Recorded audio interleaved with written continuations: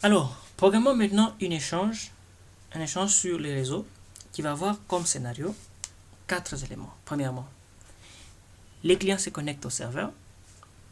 Le serveur lui répond par le message de bienvenue. Le client saisit un message pour le serveur et l'envoie. Et le serveur affiche le message du client et dit le client a écrit telle chose. Alors, à nos moutons. Première chose, nous allons créer un projet. New project, Java project, next, et je vais dire serveur socket implémentation. Voilà, je finis. Donc en Java, tout programme commence par un projet. Chaque projet doit avoir un paquetage. Je crée le paquetage que je vais appeler projet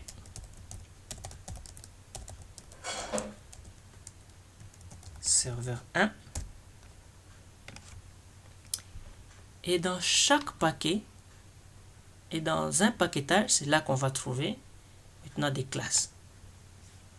Et je vais appeler par exemple la classe débit programme, débit projet. Alors lorsque on crée la première classe en Java, il faut toujours s'assurer que nous avons coché la partie public statique void. Donc c'est la classe par laquelle on va commencer à lire le projet. Je fais finish. Alors pour raison de visibilité, je vais augmenter la taille en allant sur Windows, Preferences, Général, Apparence, Color and Font, Java, Java Editor, et je prends une taille de 16. Je fais Apply. Non, pour une bonne visibilité. Alors en Java, tout ce qui commence par slash étoile et qui se termine par slash étoile est un commentaire portant sur plusieurs lignes. Et tout ce qui commence par de bas ou des slash, c'est un commentaire portant sur une ligne. Alors, nous allons commencer par la partie serveur. La première chose, nous devons déclarer les variables que nous allons utiliser. La première chose, nous allons déclarer la variable serveur socket. Pour avoir l'autocomplétion, dès que vous écrivez quelque chose, faites CTRL espace.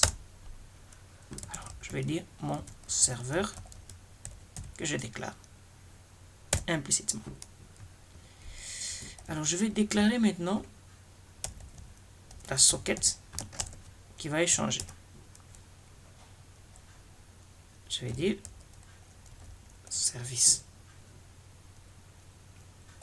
Ou bien ma socket service. Voilà. Je vais déclarer the input stream reader. Ce sera mon lecteur socket.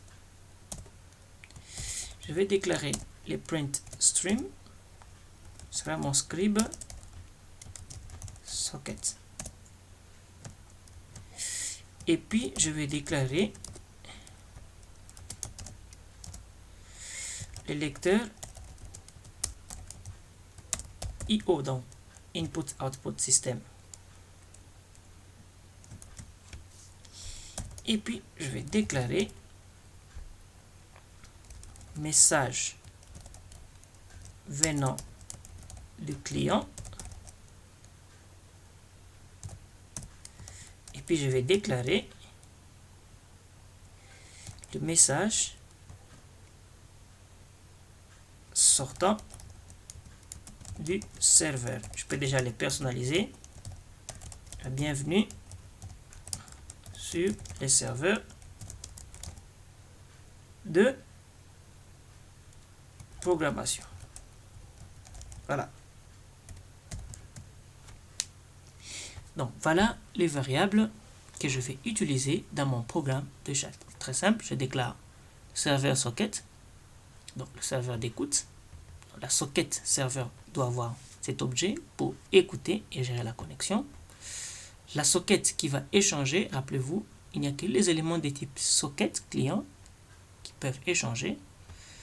Les lecteurs de flux réseau, les scripts des flux réseau, le lecteur des entrées-sorties système qui va lire le flux venant du réseau, une variable où je vais mettre le message qui vient du client, une variable dans laquelle je vais mettre le message qui sort du serveur.